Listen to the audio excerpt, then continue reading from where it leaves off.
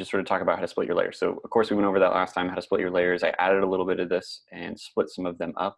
So I did use a big piece on layer 1 to sort of move that as a whole, and then just demonstrating how these things would move. So I added a download button. These squiggles is something that I'll move separately. I put the logo and the tagline together, and then I have all these layers sort of going down based on the layering that I wanted. So the yellow ones in the back, that's, you know, searching for your campsite by size or by space, by a certain map, by like something that's close to a boat, something that's close to a hike, and I added some stuff into this one. So we'll animate this section. So that's the plan. You do have to take the time to sort of like go through. If I wanted to make this one its own section, or this one, you can copy or Command X to cut it, add a new layer, drag that down, and then Command Shift and paste to place it in place. Dustin was telling me yesterday there is also a trick that I did not know about where you can group objects together and then go to the layers panel and choose release to layers build based on the groups that you've created. So you could just group items together, select everything, release layers to build, and that will split them up. You would still need to take the extra step of being able to rename them, because again, when you put these into After Effects, it's just going to show up as an AI icon. You won't have these little thumbnails. So this is going to be, okay, so that's how you split your stuff. I have it sort of split into screens. I've moved this already into After Effects, so I will go ahead and jump into that file and we'll kind of go over some tips and tricks.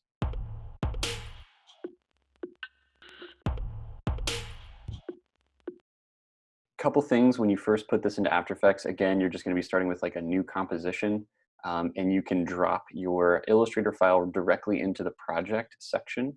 In this case, my camp.io example is the name of the file, and then this is just all you see. So it's just this piece, and that's it. What we need to do with this is actually put it in the right place first. And I realized as I was putting some of these things from Illustrator and Photoshop that some of the anchor points are not in the right position for you to be able to move them and line them up with things. And I do want to show you really quickly how to change the anchor point position, because it's actually kind of a little trick. But if I want to select this object, you can tell this one, the anchor point is right in the center. I did already have to go to the composition and composition settings. So composition menu, I don't think you guys can see that on the Zoom thing. Is that right? You can't see where it says composition. So if you go to composition menu and then composition settings, you can open this up and just limit your screen view on the height to 768. That'll be the size of one screen. Remember, if you have a long document that's like 4 or 5 different sections, it will just do the whole document height when you place this in here. So 768 is that.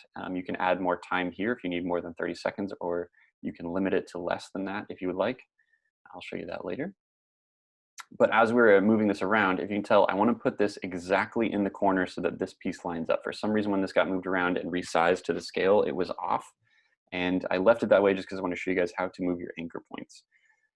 So if this is the anchor point, and I'm just trying to line this up with the top of the screen, of course I can move it around, but I don't know exactly if I got it right in the right spot. So if I want to move the anchor point into that corner, I can use the math of the position, which is under here, to make sure that that lines up with 0, 0. But right now it's measuring from this little anchor point here in the center. So if I use this hotkey, I think is Y, this tool right here, it is the anchor point tool. It will allow me to move this piece wherever I want it to go. And I just need to be very specific to make sure that it lines up exactly with this point in the corner, because that's where I want it to align with my artboard. And that is just making sure that my composition is not like, out of view, so that it just lines up perfectly. So now I can tell it's 6 pixels down from the top. So I'll set that to 0, and that'll move that back up to the top center. So just something you might have to be aware of is using the hotkey, which is Y, to be able to move the anchor points into a position that makes sense. Sometimes when things get dropped in, like the logo, for instance, when the logo gets dropped in, it's here, but it'll just put the anchor points in the center of the composition every time. So if you want to move those around, like I think I put mine in the corner so it scales from this direction. The anchor point is where it scales from. So when you're changing the scale property, if you scale things, it should scale from that spot, if that makes sense. So wherever the anchor point is, if I move it, it'll scale from that position. So if you use the scale property, it will help if you're specific about where you want it to scale from. So I'm going to close this one. We'll just jump in. That's lined up now with my composition. When I render this, I might render it from this spot, and there's some definitely tips on rendering that I'll share with you. But to get into my composition, once I've just dragged it from here, dropped it into this space, I can double click in here, and that'll take me to my actual composition where I have my layers.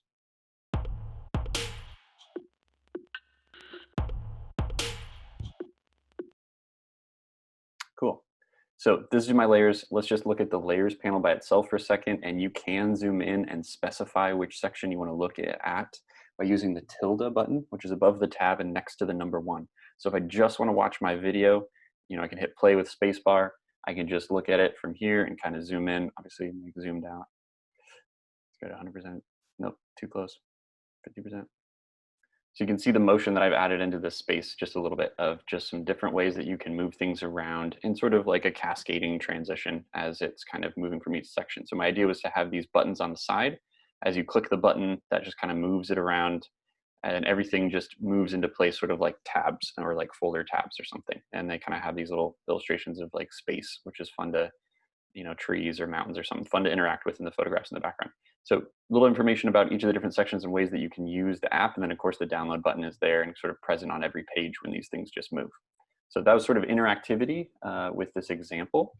I'll hit spacebar to stop that from moving, and I can hit the tilde button again to get back to my regular view. You can also do the tilde button again when you're looking at your layers, which, can you guys see that? Just thumbs up if you can see like all the layers laid out just by itself. Okay, cool. So I want to be able to deal with some of these layers. There is one button that sometimes is really helpful, and this is the button down here that says toggle switches and modes. I prefer to be able to see the toggle switches and modes that you can see where this little character, this is called the shy guy, is sort of showed up on here, and you have like effects, and you can do motion blur and all kinds of fun stuff, including the parenting and links, which is very helpful. So this shy guy I think is helpful when you're working, especially when you open up all of these kind of like transform menus, which there's a better way to do this. But as you can tell, this whole layers panel, as I'm opening all these things up, you can see all the keyframes of things that I added for the motion. It gets really a long list. And a lot of times you just want to limit your view to just a couple layers at a time. And that's something that the shy guy can help you do. So if you click this little button, this will hide all of the layers that have the shy switch set on. So I can click these. These guys are like sort of hiding away, right? So like those 3 are hidden. When I click this on, it will just make those disappear from my layer list. So very, very helpful if I wanted to just deal with like one of these at a time. I could then just focus in my layers list, or several, right? And it doesn't have to be in a specific order. So if I wanted to deal with like the logo by itself, and I wanted to deal with kind of the map pieces in the background and just look at that interactivity, you can hit that shy guy and then just limit all of that space. So very, very helpful little tip is the shy guy here to be able to kind of limit your view. Now there's another way to limit your view. I'm just gonna turn this back on for now. And that is knowing what the hotkeys are for all of these different transform tools, right? So like this one, I'm using position and opacity, and sort of animating on both of those timelines to sort of get this transitional movement. And just to show you what it is, this is this type box that I put over here. This is a type box that you put, just like type tool in Illustrator, to be able to put text right into After Effects. That was not a layer that I had in Illustrator. So of course you can add shapes and things in After Effects. But this one, it starts invisible and then kind of slides into place. And then to go back again, it reverses, which it starts going invisible again and backwards. So not a very complicated motion, but looks really nice, I think, with the rest of the group. I wanted to animate both of these pieces, but I don't necessarily want to see anchor point, scale, or rotation, because those are not things that I didn't want to like turn the text or like flip it or change the anchor point position or anything like that. So if I want to just deal with position and opacity, I can hit T, which is the hotkey for opacity, and then hold Shift and hit the letter P, which will open up position. So if I know the kinds of transitional movements that I want to add on each of these layers, like this one has position and scale put into that, I can click on that layer, hit P to get started, hold Shift and hit S for scale. So this will just let me deal with the different sections of transform that I want to deal with. This one's scale and rotation, so I can hit S for scale, hold Shift and hit R for rotation. So set one first and then hold Shift, and you can add in the other spaces, which is very helpful. Okay, so layers list, a couple things. Some of this stuff I wanted to animate together with other pieces, and that is the parenting section. So this parenting section here is sort of telling me this is going to follow layer one. So if any animation that I did on layer one, this park by park light blue kind of layer is going to follow that. This little pick whip will let you kind of click on a layer if you want to choose what that motion is or where that follows it. You can also click on this list and just choose from your other layers to have it follow a layer. You can still animate the other layers as well. So if I wanted to do like a little kind of clicking animation on the text or type or something, I could make it look like it clicks with it, but still also do the motion just on one layer. Again, I haven't animated anything on this layer. There's no animation whatsoever on this layer at all. It just follows layer one. So any of the animation that you happen on the layer one, this layer will follow it, but you can still do stuff on this one. So just to show you kind of what that looks like. Let's see, layer one is here. It is kind of this big piece at the bottom, and you can kind of tell what it does is it just moves down, right? It's just these, it looks like I'm trying to mimic the idea that you're hitting the by hike button, and then as it does that, these pieces move out of the way and hike moves down as well. There you go. So it just moves down, pretty basic. I wanted to make sure that these other pieces by park was another button that could be pushed. So that one for now just follows the layers that are beneath it. So if it just moves that piece, then you can move that down.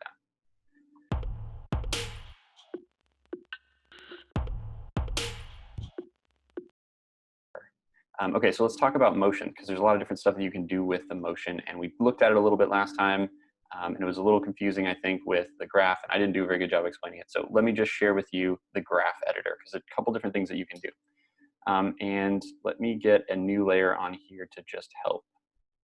So I'm just going to make like a circle or a dot or something that kind of moves around in space. So maybe there's a little buddy to this kind of dot over here. Oops, I don't want to mask, I want a new layer. New solid layer. Here we go. Okay, so I have a shape here, and I want to animate this shape. I can just move it around. I can set it to a certain position. Again, this anchor point is in the wrong spot, so I want to move this anchor point with Y and drag it into place. And with the other layers, I would also like it to sort of follow the logo, but I'm going to have it do its other stuff as well. So I'm going to have it parent to the logo, which is down here. Just click and drag on that pick whip, set it to the logo. So now when it animates, whatever the logo does, it will also do. So it changes in scale.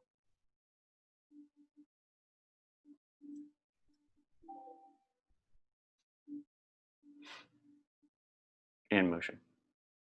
So parenting, again, is just something you can tie to an object. Now, if I also want that layer to move around on its own within the timeline, maybe I want it to do like kind of a spinning wiggle or something, I can add some position movement to itself as well.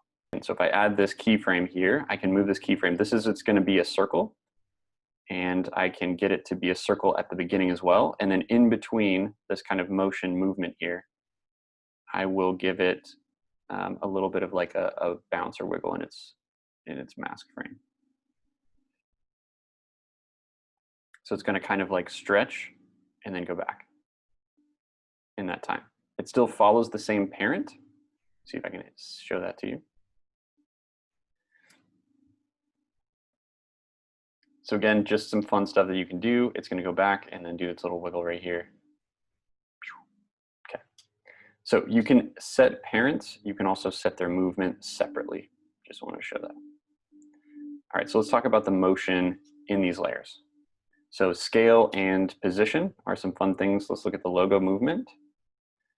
There's some different types of layers that you can add in here. They have some different anchor points. So if I select these anchor points, there's two different kinds of keyframes that I want to talk about, and that's in the graph editor. This graph editor has a couple different buttons that you can click on. So one that you want to pay attention to, and this is one that I couldn't find last time, is that this little menu button down here at the bottom, you can change this to speed graph. The speed graph will allow you to change how quickly that keyframe transitions from its movement. So we know that we set up 2 points in this, right? It's got a point here, point A and point B, and it's just moving from the top of the screen or sort of the middle of the screen to the top. That's its motion. You can see that motion right here, just moving there. Now I can go onto the object itself, and you can see where the anchor point, I put it in the corner so it scales from that side.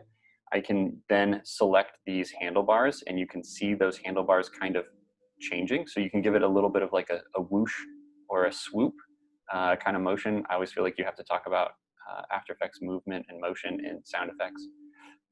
But if whatever this motion is, I can change that here so that it'll kind of go up and over before it transitions. It's still the same 2 points. I didn't have to add like 1,000 points in there. You can just use these handlebars to move those around. That is different than the speed editor. The speed editor lets me choose how quickly it transitions from one section to the next. The first thing you want to do to be able to add and do the speed editor is right click on these options, do keyframe assistant, and add easy ease. Easy ease will start adding those handlebars in there, not these handlebars. I'm talking about the handlebars in the speed graph that are here. So if you see whoops, clicked off my layer. Select my keyframes, go to the speed graph. Again, make sure it's on speed graph down here. And then you can see, this is what I'm talking about. I'm gonna zoom in so we can look at just these two. So there's the speed graph here. I know that the way that I've added this is I want it to slowly increase in speed, go very fast in the middle, and kind of slow down at the end. And you can choose what that motion is. I'm gonna reverse it just so you can kind of see what's happening here. So it's gonna go backwards, right? It's gonna go very quickly at the beginning and then slowly transition into movement, into its place. So let's see what that looks like. There you go. See how slow it is to get to that spot? So it's very, very slow. All right. So different kinds of movement that you can add in there. Now, if you also notice, there was a little bit of a wiggle on sort of the end of that, and that's because these handlebars continue motion. They have kind of like a continued motion. You can set these keyframes to hold frames, which is also very, very helpful. So let me show you what a hold frame is, and let's go back out of the graph. So one of these, and this one isn't one, the position is not set to a hold frame right now. It's just a regular frame. And just to show you what's happening again as I go out of this, do you see how it's constantly moving just a little bit like the whole time? Watch this one more time. So there is the beginning. It's going to go back now, and then see how it's like floating a little bit. So that motion has sort of like a continuation of that progression of that motion. So it's going to kind of move around a little bit as it does that. And I don't want it to do that. I just want it to stop in place. And this is one thing that's something you definitely want to know about. This happens sometimes, and I'm just going to zoom in on here. This is a keyframe that has easy ease applied to it. It's kind of got this hourglass shape. This is a hold frame on one side. So it still has easy ease on one side of this transition, but I want it to completely stop on this. No motion after this. You can click on this keyframe here. I'm going to right click on it and just hit toggle hold frame. So that will change it to a stopping in place kind of motion. And let's see that one more time. So it should stop now. There, stuck in place, right? It's not like floating around the screen as it continues. So it's really just like a stopping motion. That will really help with the transitions of these things. You do want to have those really kind of flowing motions, something that seems, more interesting than just like a linear transition from point A to point B. That easy ease gives it a little bit of a kind of a sloping motion, so it goes quickly and then slowly gets into place. But you do want it to stop as well. So that hold keyframe will help. When I'm doing these two keyframes then, as I'm transitioning it, right, I want it to hold right here. And then when it starts moving again is somewhere else down the timeline. So as I'm adding that other space down the timeline before it starts going back the other direction, I want to make sure that this is held. So what I do is I copy the position of this keyframe. So you can copy keyframes. I can select this keyframe, just hit Command C and Command V to paste, and you just paste it wherever your timeline bar is. So if I know that these two positions, I want them to stay completely the same as well, I can just move those into position. When I want it to start moving again, put another keyframe as a starting point. Otherwise, if this keyframe was not here, it would slowly move kind of the whole time between these two, again, another point A to point B. So it moves between point A and point B, which is here, these two. We'll call this one B. This point is B here. And I want it to not move before it gets to point C and do point D. So I just have a hold frame, and then I copied the frame that was here. Point B is the same as point C from another starting point. And again, what I'm doing is limiting the amount of time or motion that it has within that space. So that is kind of an introduction to the graph editor. and then also the motion that you add on the object itself. And that is within the position section. And if you can tell, I have that whole section sort of selected when I'm interacting with this. If you don't have that selected, again, you cannot see those little section handlebars.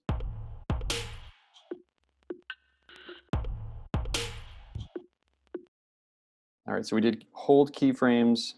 We had some transitional options in the speed editor, which is here. We talked about the shy guy. We talked about different ways you can open up different sections, right? So position and scale, hold shift and hit S to add those in one spot. You can sort of limit your view by hitting the tilde. And then basic motion stuff that we're just working on for this kind of project is really just position, rotation, scale, opacity. You can make things disappear, you can make them appear, you can sort of put them off on the side and then have them jump in. And then try to get as best you can, I guess you can't see this, but just like a smooth transition of movement. So it seems like these things are just slowly kind of sliding into place. You know, they speed up in the middle maybe, and then slowly get into their spot. So easy ease at least, if not getting into the speed editor to kind of edit what the kind of transitions you want them to have in their motion. So